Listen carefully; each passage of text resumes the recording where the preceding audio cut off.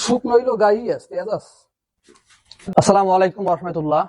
আশা করি সকলে অনেক ভালো আছেন।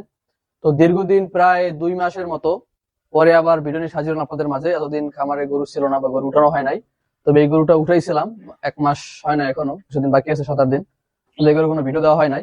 তো এই গরু দুইটা উঠানো হয়েছে নতুন কইরা 60-70 দিনে গরু মোটা করার উদ্দেশ্যে। তো এই গরুগুলা কিন্তু একদম কাঠ, শুকনা বডি, একদম শুকনা।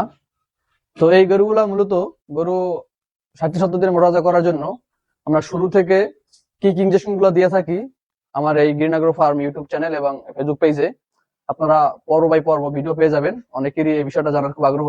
তো এখন থেকে আপনারা কন্টিনিউ ভিডিও পাবেন আশা করি ইনশাআল্লাহ। তো আজকে মূলত ওকে আমরা যে কোর্স অনুযায়ী যে ইয়াগুলা দিই প্রথম দিন থেকে শুরু করে বিক্রি পর্যন্ত ইনজেকশন গুলা, মূলত এই ইনজেকশন গুলা তার বাহিরে। কারণ এই গরুটা যখন ক্রয় করে আনছি তখন ওই পায়ে একটু সমস্যা হয়েছিল আর কি, পায়ে ব্যথা পাইছে। তো এই কারণে পাটা ফুলে গেছে এবং কিছু জায়গা ক্ষত হয়ে গেছে। তো এর জন্য মানে ব্যথার জন্য, ব্যথা কমানোর জন্য আমি মূলত ওকে আর্থিভেট ইনজেকশনটা করব। এটা শরীরে জ্বর প্লাস ব্যথা দুটাই দেখবে। যেহেতু গরুটা বেশি শুকনো এবং দুর্বল, যার কারণে সরাসরি অ্যান্টিবায়োটিক ওষুধ ব্যবহার করতে পারতেছি না।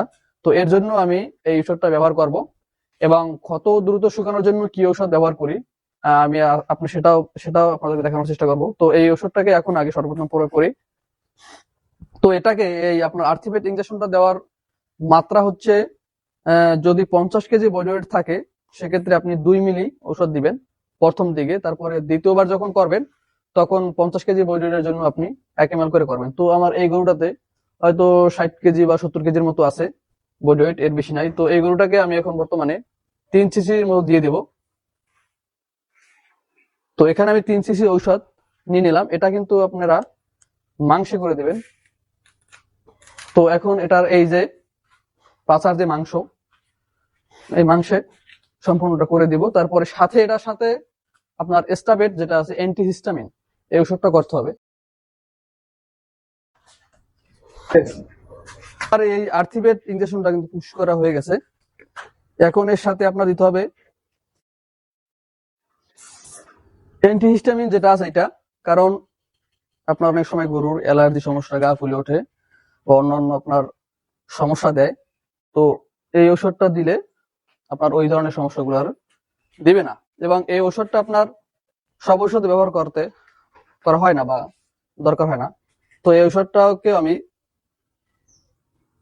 3 সিসি 3.5 সিসির মধ্যে দিয়ে দেবো। চাইলে 5 সিসি দেওয়া যায় 100 কেজি বডি ওয়েটে, কিন্তু ওর তো শরীরে 100 কেজি বডি ওয়েট সম্ভবত নাই। তো এইটাকে আপনার অপর পাশে করতে হবে, মানে দুইটা সবসময় 2 সাইডে করবেন, কারণ 2 পাশে করা ভালো। এক পাশে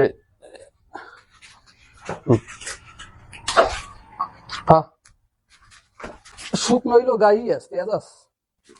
দুটোটা ইনজেকশনই পুশ করা শেষ। তো এই ছিল মূলত আজকের এই ভিডিওটি, দীর্ঘদিন পরে আপনাদের মাঝে আসা। তো যদি ভিডিওগুলো ভালো লাগে এবং যদি ভিডিও থেকে কিছু শেখেন বা শেখার ইচ্ছা থাকে তাহলে অবশ্যই পেজটিকে ফলো দিয়ে সাথে থাকবেন। তো সকলকে ধন্যবাদ। আসসালামু আলাইকুম ওয়া রাহমাতুল্লাহ।